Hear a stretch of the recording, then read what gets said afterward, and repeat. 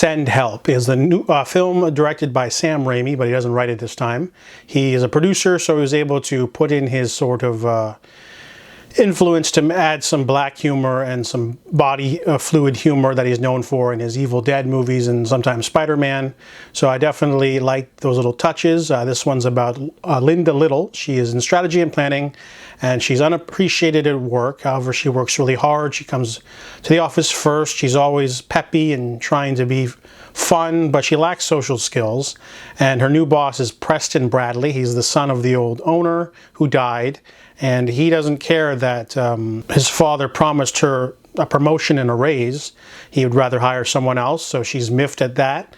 However, he plans to use her as much as he can before he gets rid of her, so he invites her to a Bangkok merger so they can use her and then use her up for the big merger and then get rid of her. So they invite her on this private plane, and it goes down in the coast of Thailand, somewhere on an island.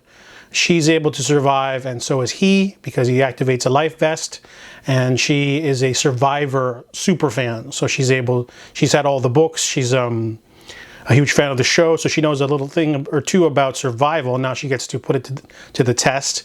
However, Bradley is still a bit of a jerk, and he doesn't quite understand their situation and still thinks that she's a slave that he can order around, and the power play ends up switching. So this ends up being kind of a Misery meets Castaway situation.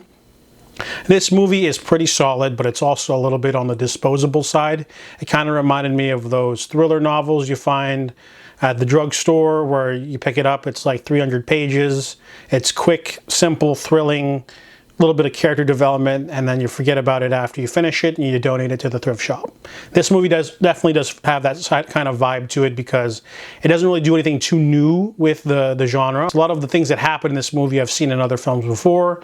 I do like Rachel McAdams and I do like Dylan O'Brien, but their sort of little tussle, sort of mind games can only go so far. And the movie is okay in that regard. It's very entertaining, well directed.